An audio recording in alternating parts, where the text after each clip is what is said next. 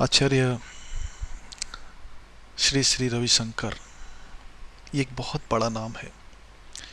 और जहाँ तक मुझे ध्यान है, हम लोग बचपन से इस नाम को सुनते आ रहे हैं। इस नाम के लिए एक असीम श्रद्धा हम लोगों के दिल में रहती है। धार्मिक दृष्टिकोण से हमारे जो भी मतभेद हों, मनभेद हों, लेकिन हमेशा एक बात हमें बताई गई या हमने देखा कि श्री श्री रविशंकर जी पूरे संसार में शांति के लिए, सद्भावना के लिए काम कर रहे हैं। रियली ये बहुत अच्छा लगता है। लेकिन कुछ दिनों पहले YouTube के ऊपर एक वीडियो देखी गई, a powerful slap by Shri Shri Ravishankar to doctor Zakir Naik. इस वीडियो क्लिप को देखने के बाद मैं बहुत दुखी हो गया। आज तक मेरे समझ में नहीं आया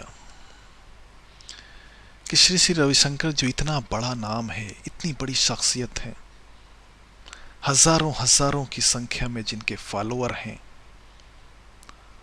उन्होंने इस तरह की निम्न स्तर की भाषा का प्रयोग क्यों किया।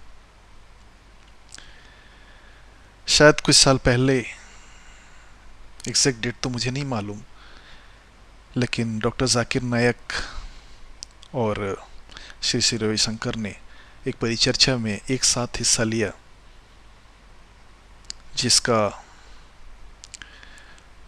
शीर्षक था concept of God in Islam and Hinduism. Doctor Zakir Naik का अपना एक कॉन्सेप्ट है, एक अपनी विचारधारा है, और उनकी जो भी विचारधारा है उससे वो बहुत ही ईमानदार हैं और बहुत ही सशक्त तरीके से अपनी बात को रखते हैं। और सबसे बड़ी बात यह है कि डॉक्टर जाकिर नायक कभी भी कोई बात पर्दे के पीछे नहीं रखते। उसे हजारों लाखों लोगों के बीच बैठकर बड़ी शान से अपनी बात को रखते हैं और आपको भी ये मौका देते हैं कि आप उन्हें काउंटर करें। वो अपनी कोई बात थोपते नहीं। इसलिए उन्होंने श्री श्री रविशंकर जी को भी आमंत्रित किया। दोनों के बीच परिचर्चा हुई। मैंने स्वयं वो परिचर्चा देखी है और मुझे नहीं लगा कि उसमें ऐसा कुछ है जिसके लिए श्री श्री रविशंकर जी को ऐसी भाषा का प्रयोग करना चाहिए था। श्री श्री रविशंकर जी ने उसमें शुरू में ये कहा कि 2.5 अक्षर प्रेम का पढ़े सो पंडित होए। ये सब कुछ ऐसी बातें हैं जो कानों को सुनने में बड़ी अच्छी लगती हैं, है ना? बड़ी अच्छी लगती हैं सब बातें कानों को सुनने में। और ऐसा नहीं कि बड़े ज्ञान की बात करी है रविशंकर जी ने कि 2.5 अक्षर पढ़े सो प्रेम का पढ़े सो पंडित होए। इस तरह की भाषाएं या इस तरह की चीज़ें हमारे यहाँ ऑटो रिक्शा पर और रेलवे प्लेटफॉर्म पर और बहुत सारी जगहों पे लिखा मिलता है। और अच्छा है, जिस संत ने इस बात को कही है उसने बहुत ही गरिमापूर्ण तरीके से बात कही है। लेकिन अफसोस इस बात का है कि श्री श्री रविशंकर जी को ये तो याद है कि 2.5 अक्षर पढ़े सो प्रेम का सुपंडित होए, मगर उन संतों ने और भी बहुत सारी चीजें कही हैं, वो शायद उनको याद नहीं रहा। बानी ऐसी बोलिए मन का आपा खोए, औरन को शीतल करें आपहु शीतल होए। लघुता ते प्रभुता मिले प्रभुता ते प्रभु दीरी, चीटी शक्कर ले चली हाथी के सिर धूरी। ये सभी बहुत सारी बातें। मुझे बड़ा आश्चर्य होता है कि श्री श्री रविशंकर जी जैसा आदमी जो पूरी दुनिया में प्रेम का, सद्भावना का संचार करने के लिए घूम रहा है, लेकिन जब एक छोटी सी बात अपने ऊपर आई तो इतना रिएक्टिव हो गया। अगर स्वामी जी को लगता है कि डॉक्टर जाकिर नायक ने उनके विरुद्ध कोई बात कही थी तो उनके पास मंच उपलब्ध था, वहां उस बात का जवाब वो दे सकते थे। लेकिन स्वामी जी का ये कहना कि वो महामूर्ख था, इसलिए मैंने उसका जवाब नहीं दिया, या वहाँ पे हिंदू मुस्लिम सद्भावना को खतरा हो सकता था मेरे जवाब देने से, ये सब बातें निसंकोच स्वामी जी ने बहुत ही गैर जिम्मेदारी से कही है। ऐसा कुछ नहीं था। डॉक्टर जाकिर नायक केवल हिंदुस्तान में नहीं, दुनिया के लगभग सारे मुल्कों में जाते, गल्फ से लेकर यूरोप तक,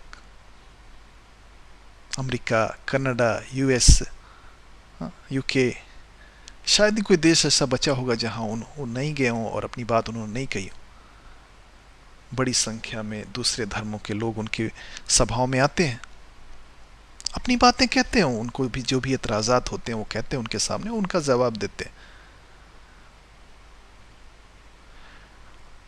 श्री श्री रविशंकर जी के साथ भी जो परिचर्चा हुई उसमें भी ऐसा कुछ भी नहीं था जिसके लिए बात का इतना बतंगड़ बनाया जाए।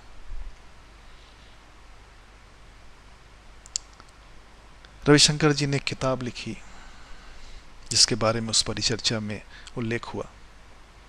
डॉक्टर जाकिर नायक ने उस किताब की बहुत सारे बिंदुओं को गलत साबित किया क्योंकि वो गलत थी। आप इतने बड़े आदमी हैं और आप इस तरह की गैर जिम्मेदारी की किताब कैसे लिख सकते हैं? उस वीडियो क्लिप में भी श्री रविशंकर जी कह रहे हैं कि मुस्लिम खाने काबा के चारों तरफ घूमते हैं, उसको सम्मान देते हैं, तो सम्मान देना और पूजना तो एक ही है। हो सकता है श्री रविशंकर जी की भाषा में सम्मान और पूजना एक हो, लेकिन मुसलमानों के नज़दीक ऐसा नहीं है। हम अपनी पत्नी का बहुत सम्मान करते हैं लेकिन उसकी पूजा नहीं करते। हम अपने बच्चों का भी सम्मान करते हैं लेकिन उसकी पूजा नहीं करते। सम्मान और पूजा एक कैसे हो सकता है? पूजा तो जो उपास्य है, जो आराध्य है, उसकी की जाती है। सारी चीजें पूजा हो गई। आप इतने बड़े आदमी होकर इस तरह की गैर जिम्मेदाराना और विवेकहीन बात कैसे कह सकते हैं? वाद विवाद अच्छी चीज नहीं है, आपने कहा, सही है, मैं भी इसको एक्सेप्ट करता हूं। तो फिर आपको वहां जाना नहीं चाहिए था। अगर वहां जाने से पहले आप डॉक्टर जाकिर नायक को नहीं जानते हैं या उनकी शैली को नहीं जानते हैं, अगर आप ये कहना चाहते हैं, तो कौन विश्वास करेगा आपका? आप गए, जो बातें हुई, हो सकता है आपको कुछ बातें वहां अच्छी नहीं लगी या आपकी भी बातें कुछ लोगों को वहां अच्छी नहीं लगी, लेकिन डॉक्टर जाकिर नायक ने तो कभी दोबारा उस परिचर्चा के बाद से आपका संदर्भ यूज नहीं किया, इस्तेमाल नहीं किया। फिर आप इस तरह की भाषा क्यों प्रयोग कर रहे हैं? यहां तक ज्ञान की बात है स्वामी जी, ज्ञान पे किसी का एक अधिकार नहीं होता। आपने कहा डॉक्टर जाकिर ने ग्लॉसरीज याद कर ली। हो सकता है आपकी नजर में कुरान, रामायण, महाभारत, गीता, पुराण, उपनिषद, बाइबल, ये सब ग्लॉसरीज हों केवल, लेकिन डॉक्टर जाकिर नायक के लिए ग्लॉसरीज नहीं है। डॉक्टर जाकिर नायक के लिए जीवन का आधार है। आप में और डॉक्टर जाकिर नायक में सबसे बड़ा फर्क यही है।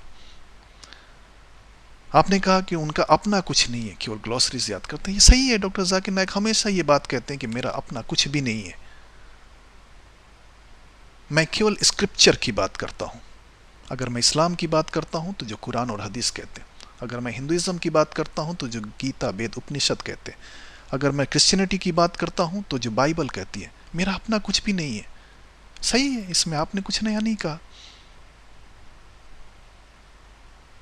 आपको ऐसा लगता है कि इस आधार पे वो छोटे हैं, तो ये आपकी अपनी सोच हो सकती है, क्योंकि डॉक्टर जाकिर नायक तो खुल के इस बात को ही एक्सेप्ट करते हैं कि मैं कुछ भी नहीं हूं, मैं शून्य हूं, मैं जीरो हूं। अगर मैं इस्लाम की बात करता हूं तो वही है जो इस्लाम के स्क्रिप्चर में है। आप में और डॉक्टर जाकिर नायक में सबसे बड़ा फर्क यही है। डॉक्टर जाकिर नायक का पूरा संघर्ष इस बात के लिए है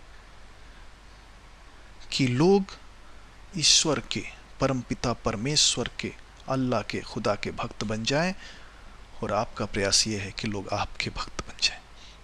यही फर्क है सबसे बड़ा। आपने कहा कि मोहम्मद के चाचा शिव के भक्त थे, खाने काबा पहले मंदिर था। आपने इसमें कौन सी नई बात बता दी? इस्लाम तो चीख चीख के यही बात कह रहा है कि प्रोफेट मोहम्मद सल्लल्लाहु अलैहि वसल्लम के आने से पहले पूरे अरब में बुत परस्ती और मूर्ति पूजा का दौर था। खुद उनके अपने चाचा, उनके माँ बाप या दूसरे जो लोग थे, कोई मुस्लिम नहीं थे। यहाँ तक कि प्रोफेट मोहम्मद सल्लल्लाहु अलैहि वसल्लम ने एक बार खुदा से इस बात की परमिशन चाहिए, इजाज़त चाहिए कि अपनी माँ के लिए प्रार्थना करें। ईश्वर ने इसकी अनुमति नहीं दी उन्हें कि नहीं, तुम्हारे माँ बाप ईमान वाले नहीं थे। इस्लाम अंधविश्वास पे नहीं चलता। इस्लाम तर्क और दलील का मजहब है। अगर प्रोफेट मोहम्मद के चाचा काफिर थे तो काफिर थे। प्रोफेट मोहम्मद ने कभी इस बात को डिफेंड नहीं किया कि मेरे चाचा हैं इसलिए कोई अच्छा होगा, मेरे कोई मामा इसके लिए अच्छा होगा। नहीं, अच्छा वो था जो परमपिता परमेश्वर के ऊपर ईमान लेके आया, फिर वो चाहे कोई भी हो। जो सल्लल्लाहु अलैहि वसल्लम के कई चाचा थे, उसमें कुछ ईमान लाए, कुछ नहीं लाए। जो लाए वो मुस्लिम, जो नहीं लाए वो काफिर, अनबिलीवर। इसमें आपने कौन सी नई बात बता दी? खाने काबा में पूरा खाना काबा मूर्तियों से भरा पड़ा था। इस्लाम इसके लिए तो आया कि उस अंधकार को मिटा के रोशनी को ले आए। आपने इसमें कौन सी नई बात बता दी? अगर प्रोफेट मोहम्मद के आने के बाद भी खाने काबा मंदिर ही रहता तो फिर प्रोफेट मोहम्मद के आने का कोई मतलब नहीं था। इसलिए आधारहीन और तर्कहीन बातों का सहारा न लें स्वामी जी। आपने कहा कि मेरे से वेद की बात करनी चाहिए, मैं कुरान का पढ़ा हुआ नहीं, मुझे कुरान के बारे में क्या पता। आपको कुरान के बारे में पता नहीं और कुरान और वेद के ऊपर आपने पूरी किताब लिख दी। इतने इर्रिस्पॉन्सिबल हैं आप, इतने गैर जिम्मेदार हैं आप।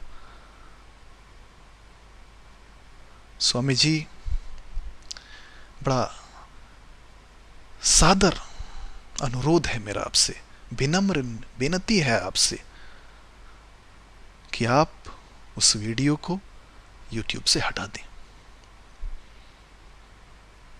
क्योंकि हजारों लाखों लोगों की भावनाएं जुड़ी हैं डॉक्टर जाकिर नायक से। आपको कोई अधिकार नहीं है कि आप उनकी भावनाओं का अपमान करें। अगर आपको ऐसा लगता है कि डॉक्टर जाकिर ने कुछ गलत कहा है तो आप उनसे सीधे पर ही चर्चा कर सकते हो, तो हर समय तैयार रहते हैं मेरे विचार से।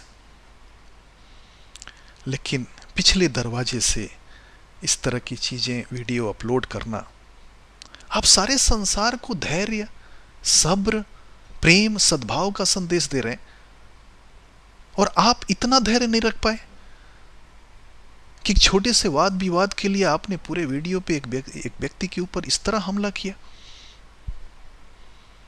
उपदेश देना बहुत आसान है स्वामी जी। अंत में एक बार मैं फिर आपसे निवेदन करूंगा, धर्म के आधार पे नहीं, मानवता के आधार पर, कि आप उस वीडियो को YouTube से हटा दें। आगे आपकी इच्छा। लोकतंत्र में हम किसी को बाध्य तो नहीं कर सकते और करना भी नहीं चाहिए, सबको बोलने का अधिकार है, आपको भी है, मुझे भी है। लेकिन आपका एक बड़ा सम्मान है हम सबके हृदय में, आपकी एक विराट छवि है हम सबके हृदय में। इसके लिए हम कहेंगे कि आप उस वीडियो को हटा के एक सद्भाव का परिचय दें।